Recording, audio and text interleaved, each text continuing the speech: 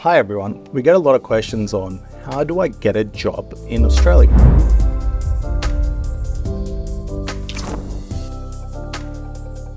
Now, getting a job in Australia is not actually the hardest part.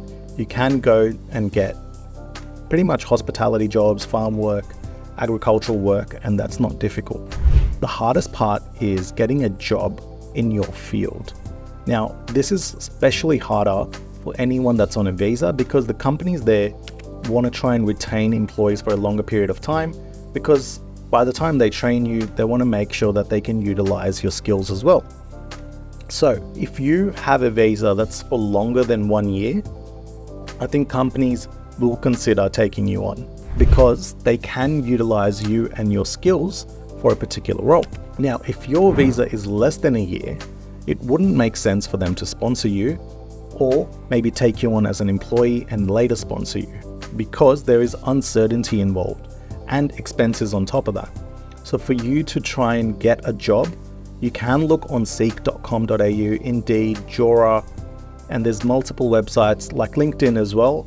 A lot of advertisers sometimes for low-level positions will advertise on Indeed or Gumtree, sometimes Facebook groups and things like that. So keep an eye out everywhere.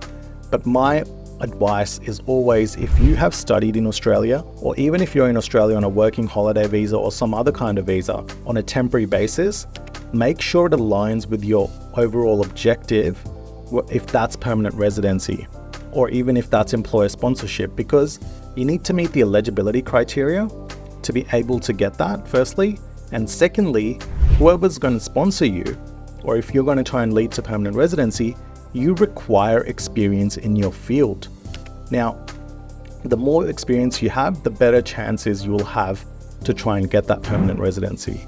So make sure, one of the biggest mistakes that we see is when people on a subclass 485 graduate visa, or TR as the public calls it, end up doing ad hoc jobs. Maybe you're an Uber driver, maybe you're working in hospitality, but you've studied like engineering or a commerce degree.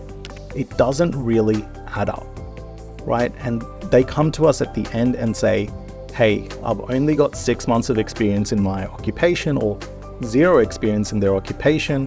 What can I do to try and extend my visa, right?